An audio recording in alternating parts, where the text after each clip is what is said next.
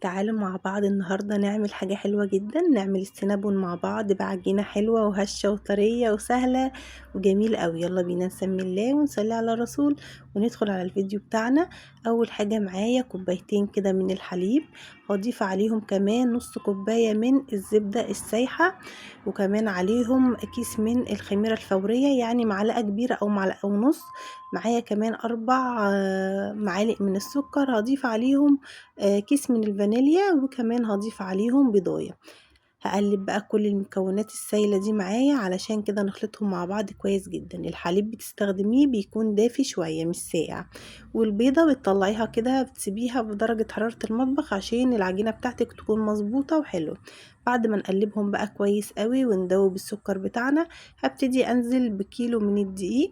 دقيق متعدد الاستخدامات، يكون نوع كويس علشان نوع الدقيق بيفرق في العجينة بتاعتك. رشة كده بقى بسيطة قوي من الملح، وهبتدي اخلط كل المكونات اللي معايا كده بمعلقة، وبعد كده بقى هنبتدي نعجنهم كويس جدا مع بعض. هنعجن العجينة بتاعتنا، عايزينها تكون يعني طرية وملزقة شوية في نفس الوقت.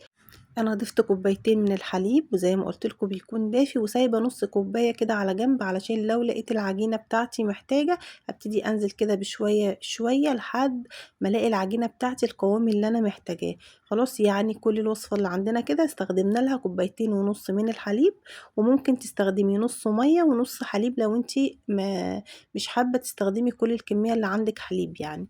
خلاص كده نبتدي بقى نعجن فيها كده شوية حلوين لحد ما العجينة بتاعتنا تكون طرية، وزي ما قلت لكم فيها شوية تلزيق كده بسيط.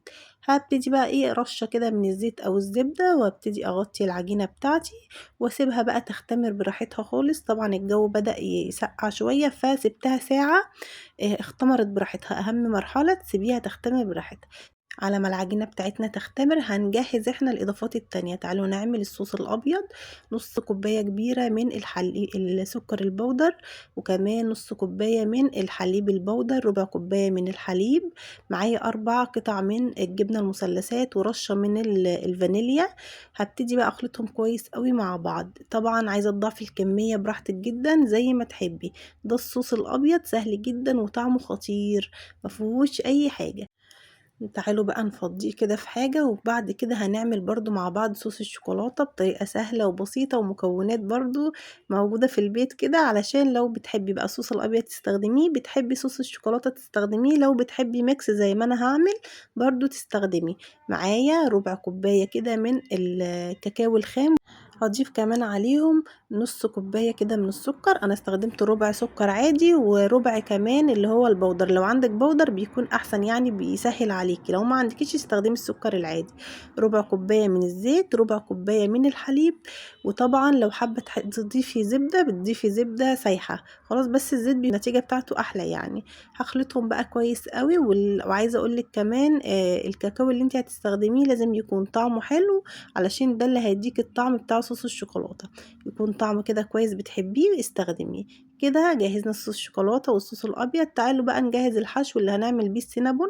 معايا 4 معالق كبار من السكر، هضيف عليهم معلقة كبيرة من القرفة. عايزة تزودي القرفة براحتك خالص، أنا حطيت معلقة واحدة بس، وكمان ضفت عليهم معلقتين كبار من الكاكاو الخام برضو.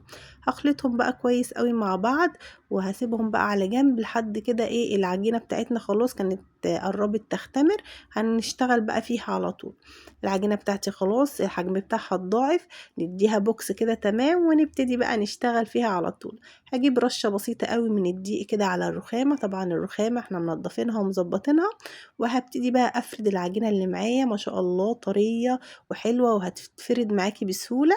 اهم حاجة في السينابون عشان يطلع معاكي طري وطعمه حلو، ظبطي العجينة بتاعتك زي ما بقولك كده، عجينة طرية ويكون فيها نسبة تلزيق شوية. هبتدي بقى افرد فيها زي كده المستطيل علشان تدينا شكل كويس كده، و تدينا نتيجة حلوة. رفعي بقى على قد ما تقدري علشان السينابون بتاعك يكون خفيف ويكون حلو معاكي. هفردها كده لحد ما تتفرد معايا والسمك المناسب، يعني برضو مش هتكون رفيعة قوي، بتكون متوسطة كده علشان تدينا توريقة حلوة كده للسينابون ويكون خفيف في نفس الوقت. خلاص هبتدي بقى اساوي العجينة بتاعتي كده علشان يكون شكلها مستطيل كويس. وطبعا اللي انا بشيله ده هرجع اعمله تاني، مش هرميه خالص، انا بس بظبط الشكل بتاعي علشان تطلع مظبوطة معايا وبس كده. بعد كده بقى هجيب قطعة من الزبدة، يعني حوالي معلقتين كبار، وهبتدي افرد العجينة بتاعتي بالزبدة كده. افرديها من كل حتة زبدة كده علشان تديكي توريقة حلوة قوي للسينابون. بس كده.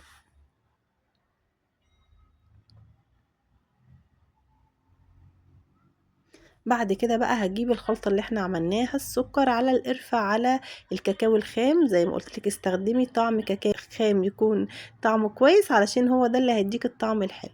وبعد كده هبتدي بقى ايه اطبطب عليها بايدي كده علشان يمسك في الزبدة وما يطلعش مننا واحنا بنلفه. هبتدي اقسم كده السينابون بتاعنا التقسيمة بقى اللي انت عايزاها والحجم اللي يعجبك. انا هنا كنت مكبراه شوية، لو انت عايزة تصغري اكتر من كده هتصغريه ويديكي كمية اكبر من اللي انا عملتها. هنا انا كنت عاملاه كبير.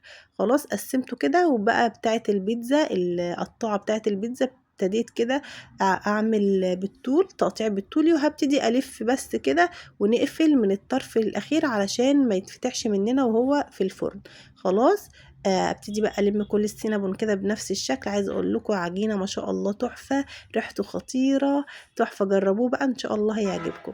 هبتدي الفه كده واقفلي في اخر العجينه كويس عشان ما تفكش منك. وطبعا احنا بنسيب السينابون يريح يختمر مره كمان، يعني احنا بنسيب العجينه بتاعتنا تختمر اول مره وتاني مره برضو بعد ما نشكله بقى كده الشكل اللي احنا عايزينه ده. بنبتدي نسيبه تاني يختمر على الأقل نص ساعة أو أكتر كمان لحد ما تلاقي الحجم بتاعه تضاعف معاكي برضو.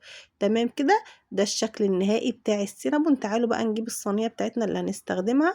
أنا دهنتها كده دهنة من الزبدة. طبعا بتسيبي مساحة كده ما بين واحدة والتانية علشان لسه هيختمر معايا تاني.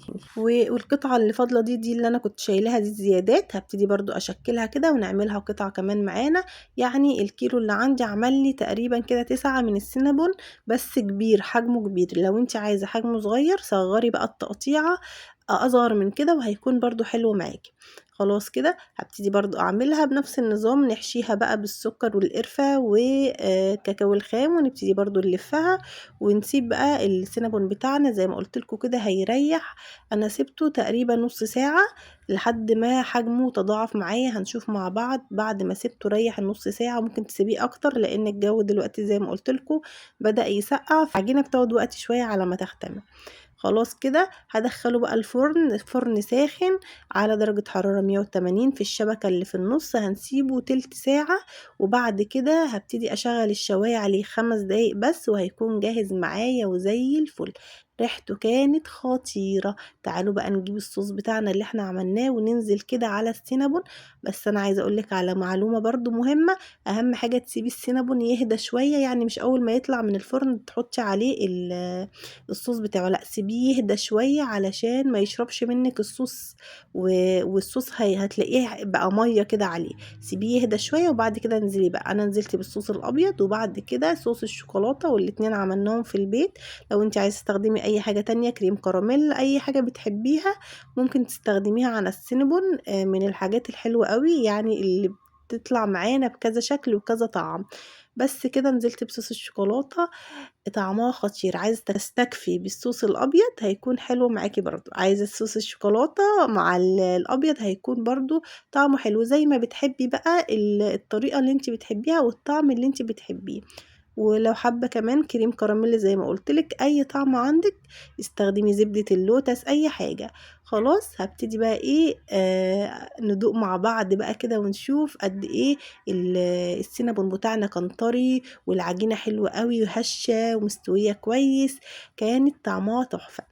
يلا بقى جربوه. لو وصلتوا معايا لهنا يبقى اكيد الفيديو عجبكم. ما تنسوش بقى تحطوا للفيديو بتاعي لايك، لو مش مشتركين في القناة اشتركوا فيها، فعلوا الجرس عشان يصلكم كل الاشعارات اول ما انزلها على طول.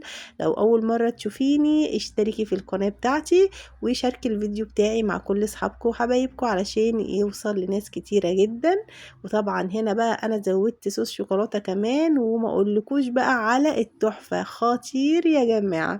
اعملوه بقى والأولاد خدوا منه هم رايحين المدرسة وكانوا مبسوطين جدا.